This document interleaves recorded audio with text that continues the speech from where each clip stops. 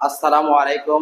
2026 সালের cadet college ভর্তি পরীক্ষায় গণিত বিষয়ের 100% নিশ্চিত কমন সাজেশন নিয়ে তোমাদের মাঝে আজকে আমি একটি ভিডিও ক্লাস নিয়ে আসলাম। আমি মোস্তফা স্যার। চলো শুরু করি।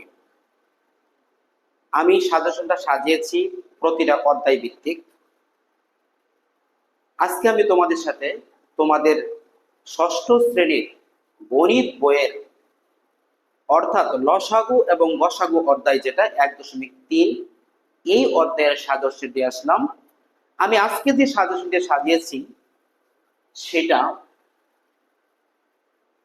তোমাদের জন্য 100% নিশ্চিত কমন। এই অধ্যায় থেকে অর্থাৎ গসাগু এবং লসাগু টপিক থেকে এর বাইরে আর কোনো প্রশ্ন ক্যাডেট কলেজ ভর্তি পরীক্ষায় 2026-এ আসবে না। হয়তো এগুলি আসবে অথবা এর মতো করে আসবে। এর বাইরে একটা অঙ্ক তোমাদের করার প্রয়োজন নেই। চলো শুরু করি। প্রথমে আমি সাজিয়েছি বোর্ড বই ষষ্ঠ শ্রেণী অনুশীলনী 1.3 এর 6, 8, 9, 10, 11, 12 এই অঙ্কগুলি করবে। পাশাপাশি উদাহরণ 7, 9, 10 এই অঙ্কগুলি করবে এবং এই সংশ্লিষ্ট অধ্যায়ের যে ছোট প্রশ্নগুলি রয়েছে তোমরা এই ছোট প্রশ্নগুলি করবে। এখন এই অধ্যায়ের অর্থাৎ 1.3 অনুশীলনী বা লসাগু এবং গসাগু টপিকস থেকে এর বাইরে যে সকল অতিরিক্ত প্রশ্ন এসেছে বা আসবে বা আসতে পারে এগুলার সবগুলা মিলিয়ে আমি অনেক যাচাই বাছাই করে আমি এই সাজেশনটা তৈরি করেছি। যেন অতিরিক্ত প্রশ্ন কোনগুলো তুমি মিলিয়ে নাও, যে তুমি এখন তো মোটামুটি ভাবে তুমি প্রস্তুতি গ্রহণ করেছো, প্রায় শেষ পর্যায়ে তোমার প্রস্তুতি আর মাত্র 3 মাসেরও কম সময় আছে। তো আমি যে প্রশ্নগুলি দিয়েছি তুমি যাচাই করে দেখো এখান থেকে তুমি কতগুলি প্রশ্ন সমাধান করতে পারো। অতিরিক্ত প্রশ্ন 1 নম্বরে আমি রেখেছি, মনে করো তুমি দুটি সংখ্যার গসাগু নির্ণয় করতে চাও যাদের গসাগু 2।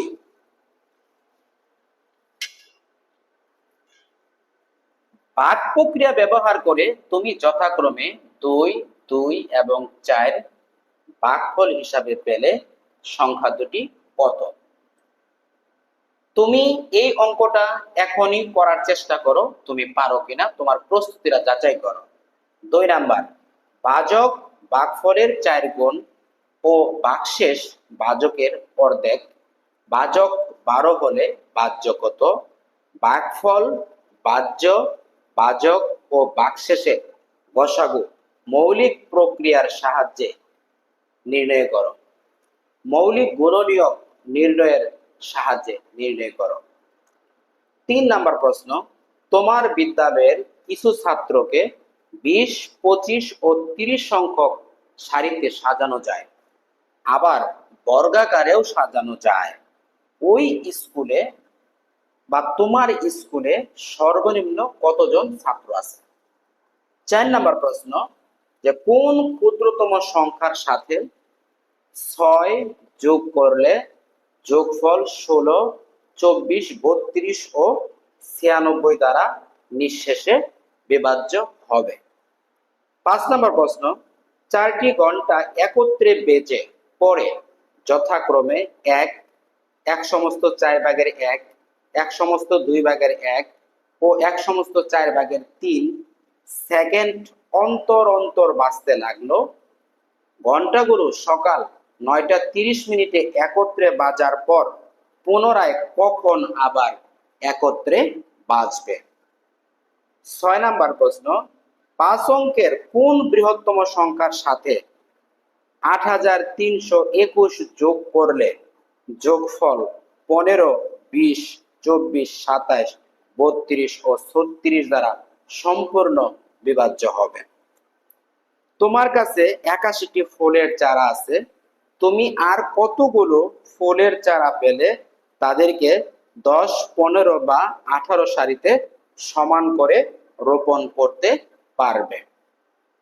8 নাম্বার প্রশ্ন, 400 ও 500 এর মধ্যবর্তী কোন কোন সংখ্যাকে 12, 15, 20, ও 60 দ্বারা ভাগ করলে প্রতি ক্ষেত্রে ভাগশেষ 5 এর দ্বিতীয় গুণিতক থাকবে।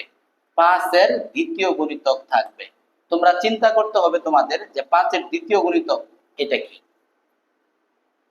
9 নম্বর প্রশ্ন, দুটি বর্গাকৃতি মেজের ক্ষেত্রফল যথাক্রমে 1296 ও 2025 বর্গমিটার। সর্বাধিক কত বর্গ সেন্টিমিটার ক্ষেত্রফলের পাথর হলে ঘর দুটির মেঝে বাঁধতে কোনো পাথর ভাঙতে হবে না?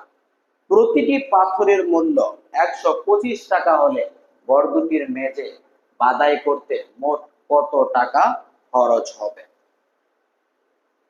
10 নাম্বার, কতগুলো চারা গাছ প্রতি সারিতে 5, 6, 8, 10 ও 12টি করে লাগাতে গিয়ে দেখা গেল যে প্রতিবারে 2টি করে চারা অবশিষ্ট থাকে, কিন্তু প্রতি সারিতে 19টি করে লাগালে একটি চারাও অবশিষ্ট থাকে না। কমপক্ষে কতগুলো চারা গাছ ওইখানে ছিল? 11 নাম্বার, দুটি সংখ্যার সমষ্টি গসাগু ও লসাগু যথাক্রমে 252, 36 ও 432। সংখ্যা দুটি নির্ণয় করে তাদের গুণফল বের করো। প্রথমে আগে সংখ্যা দুটি নির্ণয় করে তারপর তাদের গুণফল কত হবে সেটা বের করতে হবে। 12 নাম্বার, একটি লোহার পাত ও একটি তামার পাতের দৈর্ঘ্য যথাক্রমে 6.72 মিটার ও 9.6 মিটার। পাত দুটি থেকে কেটে নেওয়া একই মাপের সবচেয়ে বড় টুকরার দৈর্ঘ্য কত সেন্টিমিটার হবে? খেয়াল রাখতে হবে, এখানে মিটার আর এখানে সেন্টিমিটার। প্রত্যেক পাতের টুকরার সংখ্যা নির্ণয় করো। 13 নাম্বার, 4 অঙ্কের ক্ষুদ্রতম কোন সংখ্যা হতে কোন লঘিষ্ঠ সংখ্যা বিয়োগ করলে বিয়োগফল 5 এর প্রথম 4টি গুণিতক দ্বারা বিভাজ্য হবে? 14 নাম্বার, দুটি সংখ্যার গসাগু লসাগু এর 1/28 অংশ এবং একটি সংখ্যা গসাগু এর 4 গুণ। লসাগু 4200 হলে সংখ্যা দুটি কত? এই ছিল আমার 1.3 হতে বাছাইকৃত সবচেয়ে গুরুত্বপূর্ণ প্রশ্নগুলো। তোমরা এই প্রশ্নগুলি এখন সমাধান করার চেষ্টা করো। যদি কোনো প্রশ্ন সমাধান করতে গিয়ে যদি আটকে যাও তাহলে আমাকে নক করলে, আমাকে কল করলে, আমাকে মেসেজ করলে আমি সেটা সমাধান করে দেওয়ার চেষ্টা করব। দেখো, ক্যাডেট কলেজ ভর্তি পরীক্ষায় সাধারণত গতানুগতিক কোনো প্রশ্ন আসে না।